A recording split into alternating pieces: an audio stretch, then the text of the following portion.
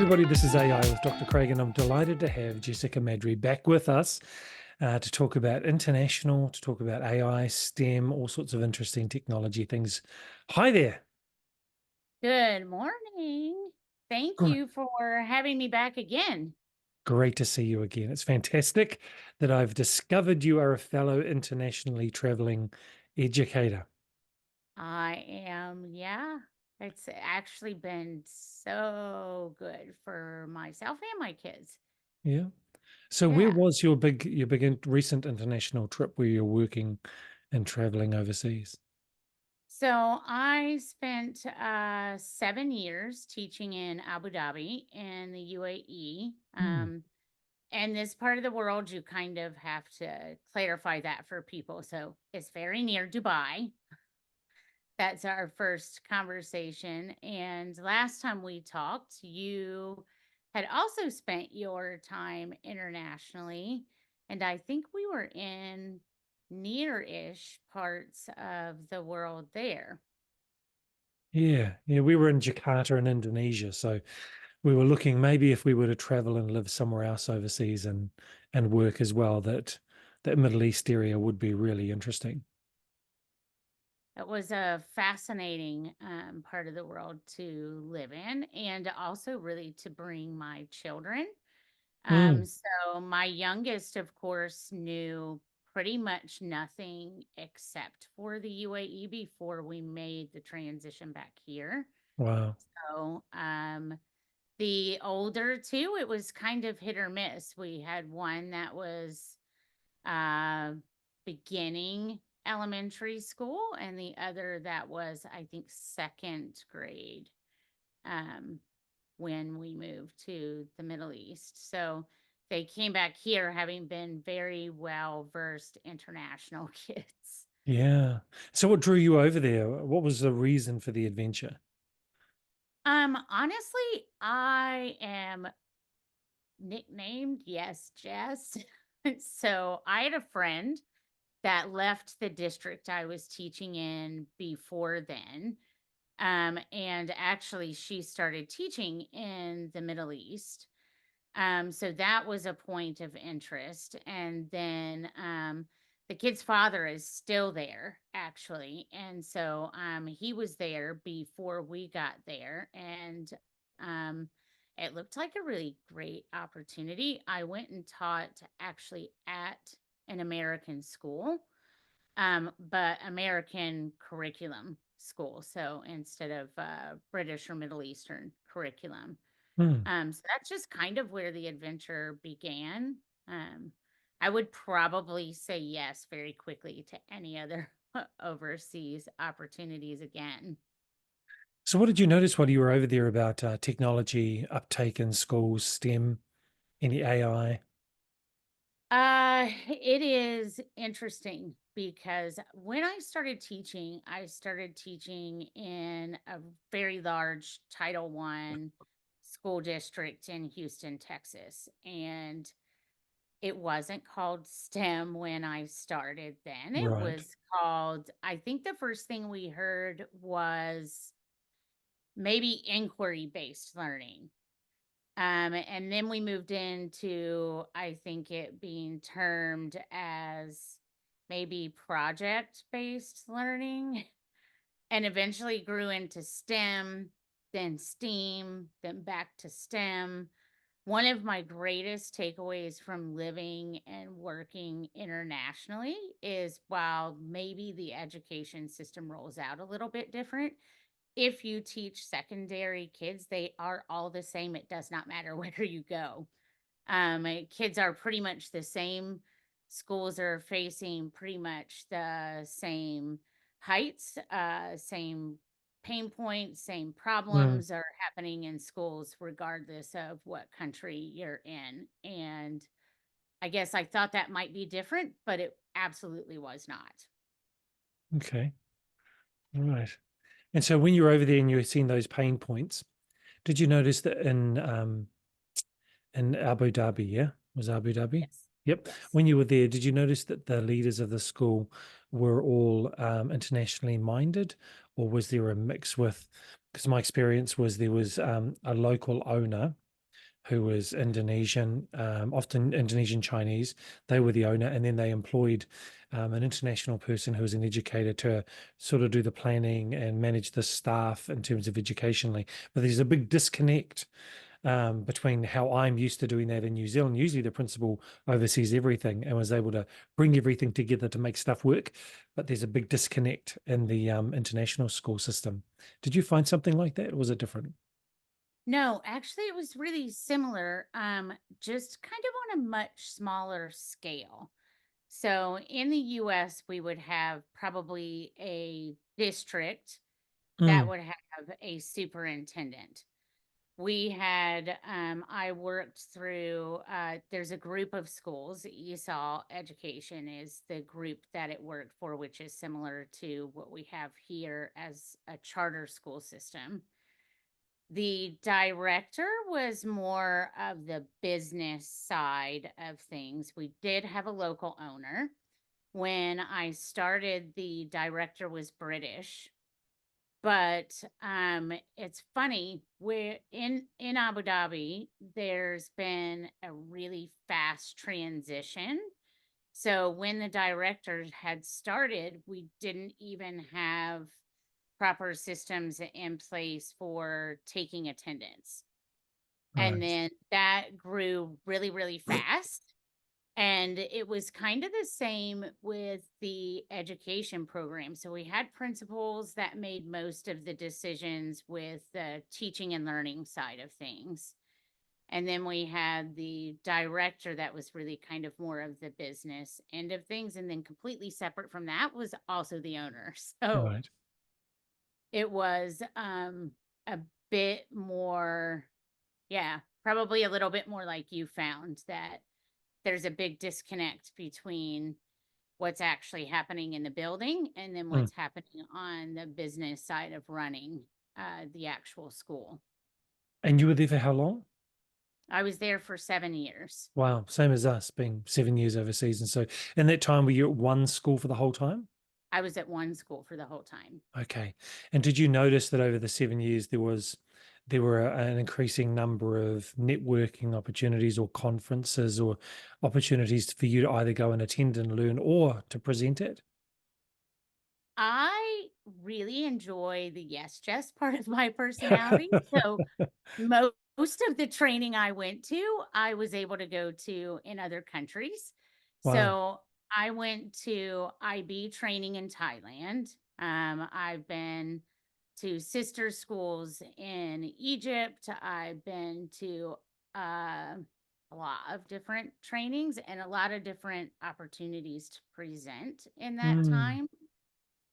So I did a lot of traveling the whole time I was there, both professionally and, of course, on break time and that kind of stuff too. But uh, probably over the years, I think I have taught about 3,000 students mm, and probably maybe another 400 or 500 educators that I've worked with in that time. And now I'm really happy to say that it's been from all over the world.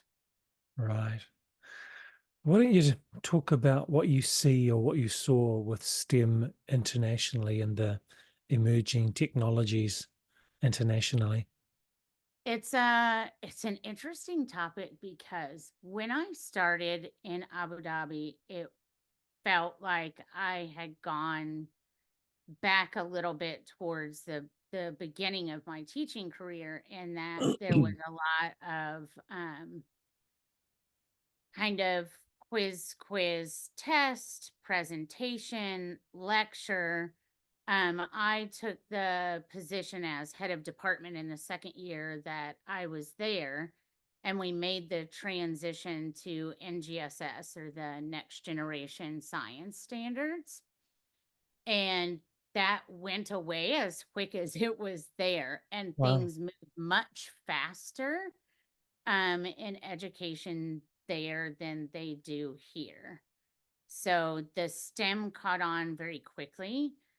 Abu Dhabi is kind of runs the forefront on a lot of technology and advancements, and it's a very small country, so things move very rapidly there in comparison to getting things from one end of the U.S. to the other. So I started that way, and I left 7 years later with a one-to-one device school. We had transitioned entirely over to cloud-based programs. Wow. Um, Last conversation I had with anyone that was in the school, we were already doing fingerprint scanning. We were already doing a lot of things that are kind of slowly trickling in here. Wow. Yeah. I have experienced that things can move a lot faster internationally, particularly when it's a privately owned school. And it's sometimes I think the motivation is more, it's to capture attention of potential parents and to bring them in. There might not be a really good use case for the technology or the brand or the syllabus or the materials. It's more of a marketing exercise rather than a really teacher driven embedded approach. Is that your experience? I wouldn't say it was a whole lot different. It's a there's a lot of flashy things that happen, and Mm, I think even when you just get into private school um foundations, there's a little bit more of the kind of flash and market driven practices. You also have a really different dynamic of people that teach internationally. So you had mentioned yes. the networking, and it's wonderful because I literally now have networked and have friends and former colleagues that are across the globe. Um, it does seem to be kind of a familiar battle of what's the latest hype versus what's great for kids and great for teaching practices, which Mm, I see a lot of similarities in AI hitting the market in education right now. mm, yeah. 5 years ago, when we went to Singapore, we were based in Jakarta, so we went to Singapore for a conference there. And the owner of the school very kindly took a group of 7 of us to Singapore for 3 days to join in the conference and just participate and see new ideas. And that was really valuable. And so we came back with a couple of robots, a big box of spheros. Wow. Um, Yeah. and I think we were the only school in all of Indonesia, which is a massive nation, 240 million people, really spread across all these islands and very intense urban areas, huge disparities in wealth. We were the only school in the country that was doing spheros. We did have an iPad program running in the middle school. Yes, we had one-to-one devices and BYOD and had internet everywhere and had an innovative STEM room. I don't know what happened to all of that when I left because I know that I was really interested in it and I was able to carry it with enthusiasm. And I'm not sure that that it's really embedded enough in that second 2 years the last 2 years that I was there to see it really continue and flourish. But I know that the school owner was behind it, and it was more like, we've got this person that we've employed. He's really keen. We'll spend some money on it, and it's going to solve all of our problems. And we're going to double the size of our school rather than it being an approach across the school. Mm. Because it was very siloed as well, because you had these personalities, I guess, like me, but not everyone wants to spread the ideas and work together and integrate things across a school. It's kind of a different perspective, like you say, when you have international people. Fantastic opportunity, but there's always that cultural rub that makes things a little bit challenging. It's funny that when I was teaching in the UAE and I had taken the department, we had this like camp, I guess, that kids were going to every year as middle schoolers, and we used to joke about it being a rite of passage that the middle schoolers got to go to these two different campsites. Mm, And of course, I was very excited about the whole thing, and all I saw was opportunity. mm. And so I took one thing, not fully understanding what I was deciding to do at the time, but then it managed it really well. Took about a year to plan what we called a week without walls. Um, if you travel from a country like the US, it takes a really long time to leave, a lot of hours and potentially a lot of flights. Right. It is easier from some other parts of the world to do that. So actually, we took all 300 middle school students. They traveled to campsites, they went and did some community outreach, and Mm. they traveled to Sri Lanka. And we had this whole week that they did really amazing things. I don't think that program has survived me leaving. Um, it is also an enormous amount of work to Yeah. do that. Yeah, I it did is. not know how much work it would be to manage visas for 300 Oh, kids, wow. all of the adults to multiple places. I was like, this is going to be great. We're just going to go and everything's going to be amazing. And then I was like, wow, I really got myself into a huge project. But there is kind of the freedom to be able to do that and bring robots back, Yes. and that part of it's really a lot of fun. Yeah. That's why I think event organizers in countries like that, we found that in Jakarta for the international schools, the event organizers were the ones who handled all of that, and they could really corner the market because they handled all the details and it was such a buzz. It costs you a bit more, but you have the Yeah, all the yeah. hassle of all of that just gone. Someone does it for you. I think that, international educators, people from America, from New Zealand, Australia, we have this amazing opportunity really to go overseas, to travel, to go and work in an international school and bring an Mhm. international perspective. And even though there are these challenges, because we expect certain things to be there that are not there.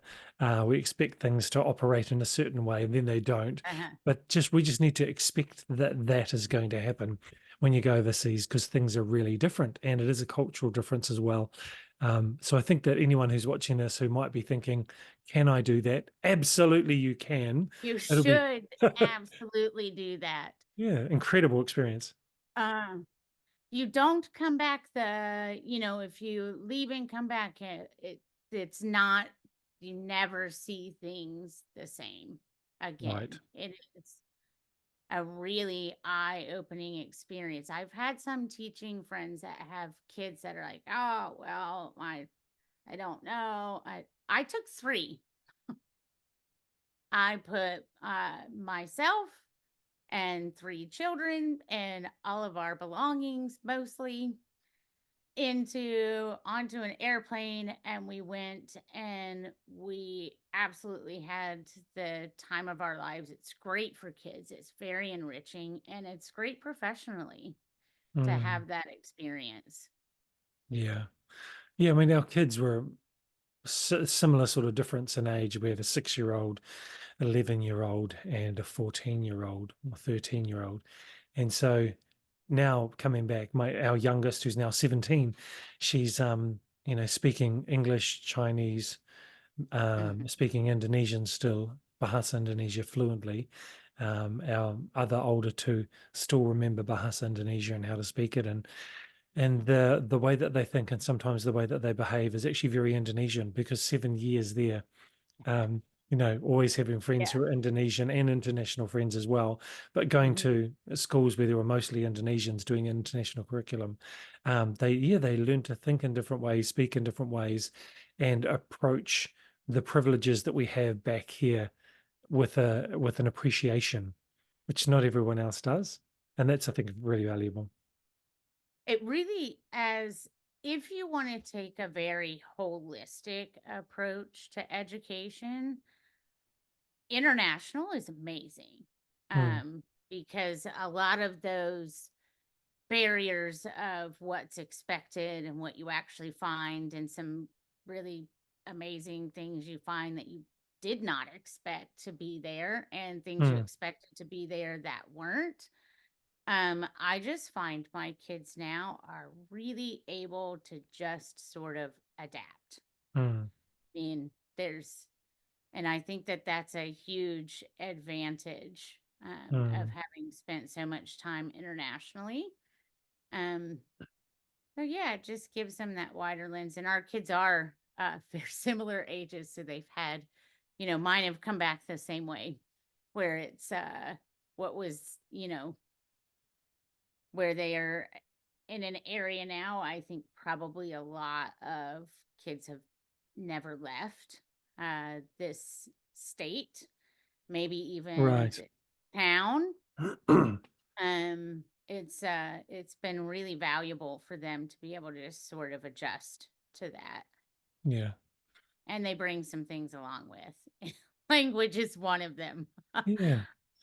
And the ability to handle those Yeah. challenges and things that get in the way and just understand stuff happens and we'll just get on with doing it. We were holidaying for a week in Bali, and then there was a volcanic eruption somewhere, I can't remember where. And so it meant that the flights were cancelled, everything was cancelled. We were meant to be leaving. We're at the airport and we just see cancel, cancel, cancel come up on the screen with all the flights. And we had no accommodation booked. We had all of our bags. And in my mind is thinking, oh no, how do I book accommodation? How do I do this? How do I do that? And my kids were sitting there talking amongst themselves, saying, "Yes, yes, yes. Let's go and find a place to stay. And yeah, we can go. We can walk to the beach, and we can go and sort this out." And Uh-huh. they were just talking amongst themselves. Let's just make the best of this. And I still see that. And then when things are difficult or things change or circumstances sort of turn things upside down, they're thinking, "Okay, what can we make of this?" And I really like that. They're a good reminder to me of it's okay. There are bigger things going on out there. We can handle this. It's a yeah. Kids are really resilient in that way. Yeah. And yeah, I think the older we get, the more rigid we get in lots of Yeah. ways. But that's one of them. Hey, what would you The say to someone who's thinking about listening to this and thinking, hey, that might be something I can do? What would be the first couple of steps and things they need to keep in mind about going overseas and teaching? If you're already teaching, it's actually a pretty simple process. Even if you're not teaching, there's actually, I was speaking to someone just the other day that's friend and is now taking the TESOL route, which is just Mm, another, you can Google that if people need to, if you're interested. And that route is obviously one. And there are some really common agencies that will help mm, place uh, international teaching positions. Search Associates is one of them. That's the one that I used when I got my job overseas. It's one that I've had a lot of other friends that have used. yeah. There are some networks that are connected to the TESOL, which is specifically teaching English overseas. Mm, And that's a really fast way. You can send me a DM on LinkedIn and I will give you lots of resources. Actually, I think I may actually already have an article that's posted that has some of the instructions and perks of going abroad. mm. Yeah, that's good. Well, I'll make sure that your LinkedIn profile link is with the video to make sure people can reach out to you. And I would agree with you. Getting an agency to sort stuff out for you and give you some options is really good. Really good. Talking to people that are already there in that school are good as well, and making sure that that school has one of those contact people that you can have as your point person when you first arrive, because that navigating life is challenging. I found the first 3 months I was there by myself, and I'm glad I did it so I could understand just how to get around and buy food and what's interesting for when my wife and the kids arrived, having that scoping before you arrive. Thank you so much for doing this again. I really appreciate your time and sharing your experiences. I hope people are motivated to give it a go. It's a wonderful opportunity, isn't it? That is a very worthy adventure for sure. Yeah. Thanks, Jess. Thank you so much.